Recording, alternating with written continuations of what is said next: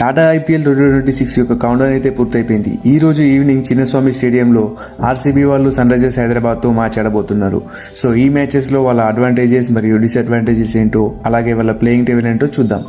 So ముందుగా చూసుకున్నట్లయితే మనం ఆర్సీబీ ప్లేయింగ్ 12 చూస్తుంటే ఓపెనర్స్గా Phil Salt along with Virat Kohli బరిలో దిగుతారు. అలాగే నెంబర్ 3లో దేవదత్ పడికల్, 4లో Patidar, 5th Tim David or Jacob Bethell, ఇద్దరులో ఎవరో ఒకరు బరిలో దిగే అవకాశం ఉంది. సో ఆన్ ద రిపోర్ట్స్ చూసుకున్నట్లయితే బెథెల్ ఎక్కువగా ప్రాక్టీస్ సెషన్లో పాల్గొంటున్నాడు కాబట్టి అతనికి ఛాన్స్ ఇచ్చే అవకాశం ఎక్కువ అంటున్నారు. అండ్ నెంబర్ 6లో జితేష్ శర్మ, నెంబర్ 7లో రొమారియో షెపర్డ్, 8లో కృణాల్ పాండ్యా, 9లో భువనేశ్వర్, 10లో జాకబ్ డఫీ. వాళ్ళకి ఇనీషియల్గా అవైలబుల్ ఉన్నటువంటి నువన్ తుషారా కూడా ప్రస్తుతానికి వాళ్ళ శ్రీలంక బోర్డు ఎన్ఓసి ఇవ్వలేదు కాబట్టి అతను కూడా అవైలబుల్ లేడు. సో ఈ మ్యాచెస్లో they were going with Jacob Duffy. And 11లో ద లెఫ్ట్ ఆర్మ్ సీమ్ అయినటువంటి డెబ్యూటెంట్ మంగేష్ యాదవ్కి ఛాన్స్ దొరుకుతుంది. అండ్ ఈ టీంకి ఇంపాక్ట్ ప్లేయర్గా శ్రేయస్ శర్మ ఉంటాడు. So head to head matches చూసుకున్నట్లయితే ఆర్సీబీ మరియు ఎస్ఆర్హెచ్ టోటల్గా 25 మ్యాచెస్లో తలబడితే అందులో 14 మ్యాచ్లు ఎస్ఆర్హెచ్ వాళ్ళు గెలిస్తే మిగిలిన 11 మ్యాచ్లు ఆర్సీబీ వాళ్ళు గెలిచారు. బట్ చిన్నస్వామిలో ఆడినటువంటి 8 మ్యాచెస్లో ఆర్సీబీ వాళ్ళు 5 మ్యాచ్లు గెలిస్తే ఎస్ఆర్హెచ్ వాళ్ళు కేవలం 3 మ్యాచ్లు గెలిచారు. సో వెన్యూ వైజ్ చూసుకుంటే ఆర్సీబీకి అంతేం పెద్ద రికార్డ్ లేదు అని అందరూ అంటుంటారు, కానీ అగెయిన్స్ట్ ఎస్ఆర్హెచ్ మాత్రం వీళ్ళకి అదిరిపోయే రికార్డు ఉందని చెప్పుకోవచ్చు. అండ్ వీళ్ళ టీం విషయానికి వచ్చి బ్యాటిల్స్ విషయానికి వస్తే ఆర్సీబీ విషయంలో పవర్ ప్లేలో వాళ్ళకి జైదేవ్ ఉనాద్కట్ అనే ఒక లెఫ్ట్ ఆర్మ్ పేసర్ వేస్తూ ఉంటాడు హైదరాబాద్ తరపున. So this was been a some sign for Virat Kohli, ఎందుకంటే విరాట్ కోహ్లీ ఇనీషియల్గా లెఫ్ట్ ఆర్మ్ పేసర్స్తో చాలా ఆడగలడు, కానీ ఇనీషియల్గా పవర్ ప్లేలో లెఫ్ట్ ఆర్మ్ సీమర్స్తో కొద్దో గొప్ప ఆయన తనకి స్ట్రగుల్ ఉంది కాబట్టి it could be A concern for Virat Kohli. And along with that వాళ్ళ హార్ష్ దూబేని కూడా ఇనీషియల్గా మనం ఫస్ట్ ఎస్ఆర్హెచ్ స్క్వాడ్ వీడియో చేసుకున్నప్పుడే చెప్పాము, హార్ష్ దూబే ఎప్పుడు ఎక్కడ రైట్ హ్యాండర్స్ ఉన్నా పవర్ ప్లేలో బౌలింగ్ చేయడానికి వస్తాడు అని. సో హార్ష్ దూబే ఈ మ్యాచ్లో మ్యాక్సిమంలో పవర్ ప్లేలోనే అటాక్లోకి వస్తాడు, ఎందుకంటే అక్కడ ఫిల్ సాల్ట్ మరియు విరాట్ కోహ్లీ ఇద్దరు రైట్ హ్యాండ్ బ్యాటర్స్ కాబట్టి వాళ్ళిద్దరిని ఇనీషియల్గా ఎవరో ఒకరు బ్రేక్ త్రూ తీయడానికి హార్ష్ దూబే వస్తాడు అని చెప్పుకోవచ్చు. అండ్ వీళ్ళకి ఇంకో కన్సర్న్ ఏంటంటే మిడిల్ మరియు డెత్ ఓవర్లో హర్షల్ పటేల్ ఒక కీ ఫ్యాక్టర్గా ఉంటాడు ఎస్ఆర్హెచ్కి. ఎందుకు అనంటే అతను వేసేది ఎక్కువగా కట్టర్స్ వేస్తూ ఉంటాడు కాబట్టి ప్రీ డిటర్మైన్డ్ షాట్స్ ఆడితే అక్కడ ఆర్సీబీ వాళ్ళకి దెబ్బ పడే అవకాశం ఉంది. సో దీనివల్ల హర్షల్ పటేల్ కూడా ఒక డిసైడింగ్ ఫ్యాక్టర్ అని చెప్పుకోవచ్చు. అండ్ వీళ్ళ టీంలో ఒకవేళ జాకబ్ బెథెల్ని ఆడిస్తే Livingstone could be also be another threat for the RCB అని చెప్పుకోవచ్చు, ఎందుకంటే అతను ఆఫ్ స్పిన్ వేయగలడు, లెగ్ స్పిన్ వేయగలడు. అండ్ లెఫ్ట్ హ్యాండ్ బ్యాటర్ అయినటువంటి జాకబ్ బెథెల్ కానీ, దేవదత్ పడికల్ కానీ, కృణాల్ పాండ్యా కానీ ఆపోజిట్లో కృణాల్ పాండ్యా డెత్లో వస్తాడు కాబట్టి జాకబ్ బెథెల్కి కానీ లేదా దేవదత్ పడికల్కి కానీ లివింగ్ స్టోన్ని అటాక్లోకి తీసుకొచ్చే అవకాశం ఉంది. సో లివింగ్ స్టోన్ కూడా ఆఫ్ స్పిన్ చాలా లోపలికి వేసినట్టు వేసి బాగా గ్రిప్ చేస్తాడు కాబట్టి it could be a sign to look in for RCB. And దీని తర్వాత సెకండ్ అయినటువంటి ఎస్ఆర్హెచ్ టీంకి వస్తే వాళ్ళు ఇనిషియల్గా వాళ్ళ ప్లేయర్ని చూస్తే ఓపెనర్స్గా అభిషేక్ శర్మ మరియు Travis head and same combination. And అలాగే 1 డౌన్లో వాళ్ళ కెప్టెన్ అయినటువంటి ఇషాన్ కిషన్, 2 డౌన్లో హెన్రిచ్ క్లాసెన్, నెంబర్ 5లో నితీష్ రెడ్డి, నెంబర్ 6లో లివింగ్ స్టోన్, నెంబర్ 7లో అనికేత్ వర్మ, అండ్ నెంబర్ 8లో హర్షల్ పటేల్, నెంబర్ 9లో హార్ష్ దూబే, నెంబర్ 10లో either Brydon Carse or Eshan Malinga, and number 11లో జైదేవ్ ఉనాద్కట్. ఈ టీంకి ఇంపాక్ట్ ప్లేయర్గా అయితే శివం కుమార్ లేదా జీషాన్ అన్సారీ లేదంటే క్లియన్స్ ఫ్లూయెత్రా, ఈ ముగ్గురు స్పిన్నర్స్లో ఎవరికైనా ఒకరికి అవకాశం దక్కేందుకు ఉంటుంది కాబట్టి ఐ థింక్ నేను చెప్పింది క్లియన్స్ ఫ్లూయెత్రా. బట్ ఆన్ ద నెట్స్లో చూసుకుంటే శివాంగ్ కుమార్ చాలా ఎక్కువగా పార్టిసిపేట్ చేస్తున్నాడు కాబట్టి it may be Shivang Kumar or Zeeshan Ansari.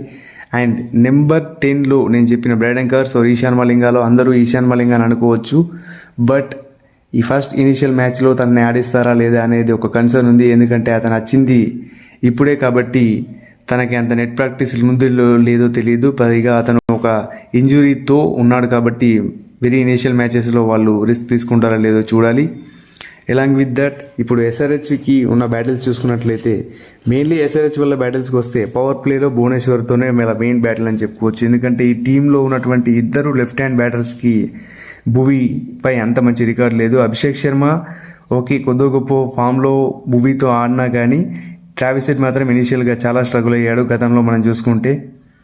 అలాగే ఈ టీంలో ఇషాన్ కిషన్ వన్స్ ఫామ్లోకి వస్తే మాత్రం అతను ఎవరు ఆపలేరు అని అంటారు, ఎందుకంటే అంత మంచి ఫామ్లో ఉన్నాడు ఇషాన్ కిషన్. సో వీళ్ళ కన్సర్న్ ఏంటి అని అంటే మెయిన్లీ ట్రావిస్ హెడ్ ఫామ్లో లేడు, అలాగే అతనికి కోసం ఆపోజిట్గా భువనేశ్వర్ కుమార్ వాళ్ళ పవర్ ప్లేలో వాళ్ళ గేమ్ డిసైడ్ చేస్తాడు. ఒకవేళ పవర్ ప్లేలో భువీ కనుక స్టెప్ ఇన్ అయి తొందరగా వికెట్స్ తీసేస్తే మాత్రం they into the game.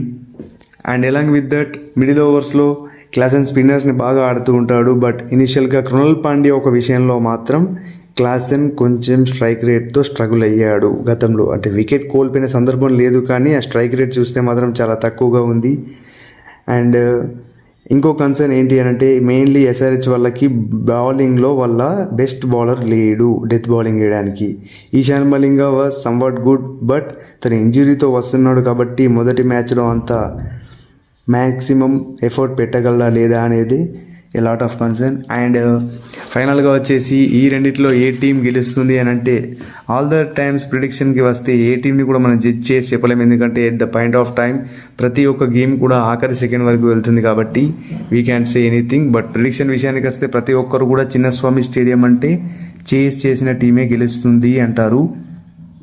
But it could not be the factor. ఎందుకంటే ఈ ఇయర్ ఐపీఎల్లో ఒక కొత్త రూల్ అనేది తీసుకొచ్చారు. అది ఏంటంటే సెకండ్ ఇన్నింగ్స్లో ఫస్ట్ 10 overs సీమ్ ఆఫ్ అయిపోయిన తర్వాత డ్యూ ఉన్నా లేకపోయినా ఫీల్డింగ్ టీం వాళ్ళు సెకండ్ న్యూ బాల్ తీసుకోవచ్చు. సో న్యూ బాల్ తీసుకుంటే డూ ఫ్యాక్టర్ ఉన్నా కూడా అంత ఏం ఎఫెక్టివ్ కాదు. సో ఈ న్యూ బాల్ ఆప్షన్ ఉంది కాబట్టి చేస్ చేసినా కూడా గెలవడం అనేది రెండు బెస్ట్ బ్యాటింగ్ ప్యారడైజ్ టీంలు కాబట్టి చేస్ చేసినా గెలవచ్చు అని అనుకోవచ్చు. బట్ ఫస్ట్ బ్యాటింగ్ చేసిన వాళ్ళు ఎక్కువ స్కోరు బోర్డ్ పైన పెట్టగలిగితే మాత్రం సెకండ్ బ్యాటింగ్ చేసిన వాళ్ళకి అంత ఈజీ గేమ్ కాదు అని నేను అనుకుంటున్నాను. అండ్ మోర్ ఓవర్ స్కోర్ అనాలిసిస్కి వస్తే ప్రస్తుతానికి ప్రతి ఒక్కరు చెప్పేది చిన్నస్వామి స్టేడియంలో ఎక్కువగా రన్స్ వస్తాయి. బట్ ఇనిషియల్గా 1 year నుంచి క్రికెట్ ఆడలేదు కాబట్టి అది కూడా పిచ్ కూడా స్టేడియంలో సెంటర్ పిచ్ ఇస్తున్నారు కాబట్టి ఆ పిచ్లో ఇప్పటివరకు ఒక్క మ్యాచ్ కూడా జరగలేదు కాబట్టి రన్స్ అనేది రావు అని అంటున్నారు. బట్ ఇనీషియల్గా బోత్ ద టీమ్స్ నుంచి బెస్ట్ బౌలర్స్ లేరు కాబట్టి నాకు తెలిసినంత వరకు this could be A high scoring venue అని చెప్పుకోవచ్చు. ఎందుకంటే ఇద్దరిలో ఆ వెన్యూతో ఏ ప్రాబ్లం లేకపోయినా రెండు టీమ్స్లో బెస్ట్ బౌలర్స్ లేరు కాబట్టి this could be A high scoring game.